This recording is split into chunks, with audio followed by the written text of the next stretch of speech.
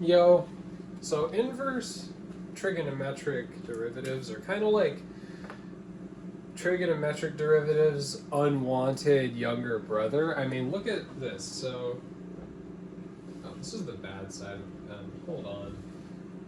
Look. You take the derivative of sine of x, you get cosine of x. That's pretty neat, right? It's not a headache, really. That makes a lot of sense. Sine and cosine go together. Take the derivative of inverse sine of x, arc sine. You know what you get? You get 1 over the square root of 1 minus x squared. Right? So this doesn't seem to have any real relationship, but I'm going to explain how we get this. Don't you worry. So we start with a unit triangle. Unit triangle, obviously, we have our hypotenuse being equal to 1 because that represents the radius of the circle that this would be inscribed in. And because we're dealing with inverse trig, we have our output y set as the angle measure. And because we're dealing with a sine function, we have our input x as the opposite side to our output y, because it's sine. You might be able to hear my cat. Okay, so that's how we visually represent y equals arc sine x. And the first thing that we do is take the sine of both sides.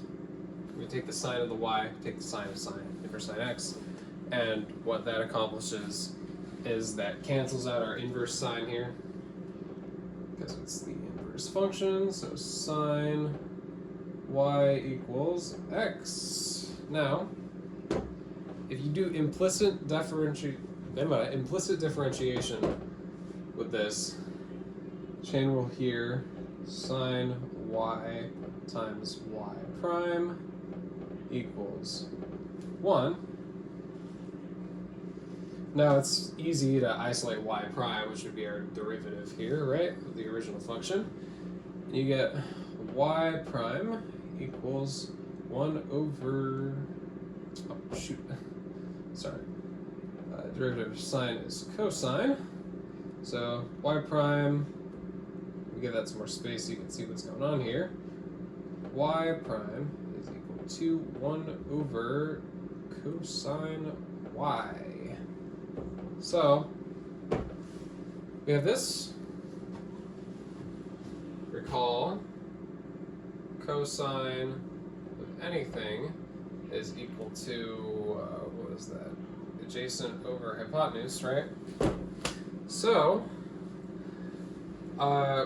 obviously this is the reciprocal of that, so that's secant. So 1 over cosine theta is actually hypotenuse over adjacent. So what we're really looking here for y prime is our hypotenuse over our adjacent. Our hypotenuse is equal to 1, that's pretty obvious. To solve the adjacent side here, we need to do some Pythagorean theorem. So set up A, B, C type situation, right? And so we're solving for side B, right, our adjacent side to this. So x squared plus b squared equals 1, because 1 squared is equal to 1, which means that b squared is equal to 1 minus x squared. Take the square root of this, so b equals the square root of 1 minus x squared. And just like that, you have a very familiar looking term, right? The definition that we had at the very beginning of that 1 minus x squared on the denominator, and when you know it, that goes into our denominator here for the adjacent side, which is how we get y prime equals 1 over the square root of 1 minus x squared. Yeah, so that is the general principle behind how we figure out any inverse trig. You display it on a unit triangle, do some algebraic trickery, implicit differentiation, substitute in, solve for our missing side, yada yada yada.